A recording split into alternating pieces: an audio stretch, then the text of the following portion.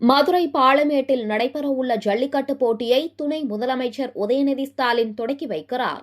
மதுரை மாவட்டம் பாலமேட்டில் இன்று நடைபெறும் உலக புகழ்பெற்ற ஜல்லிக்கட்டு போட்டியை தமிழக துணை முதல்வர் உதயநிதி ஸ்டாலின் காலை 7 மணிக்கு கொடியசைத்து தொடக்கி வைக்கிறார்.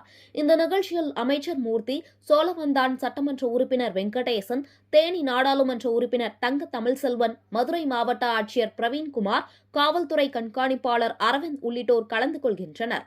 மஞ்சமலை ஆற்றுத்திடலில் நடைபெறும் இந்த போட்டிகளில் சுமார் 1000 காளைகளும் 800 மாடுபிடி வீரர்களும் பங்கேற்கின்றனர்.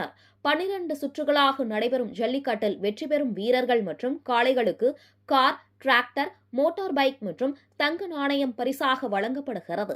மேலும் ஒவ்வொரு சுற்றிலும் பரிசு பொருட்களும் வழங்கப்படுகின்றன. பாதுகாப்பிற்காக 1000க்கும் மேற்பட்ட போலீசார் பணியில் ஈடுபடுத்தப்பட்டுள்ளனர். காயமடையும் வீரர்களுக்காக 108 ஆம்புலன்ஸ் சேவை தயார் நிலையில் வைக்கப்பட்டுள்ளது.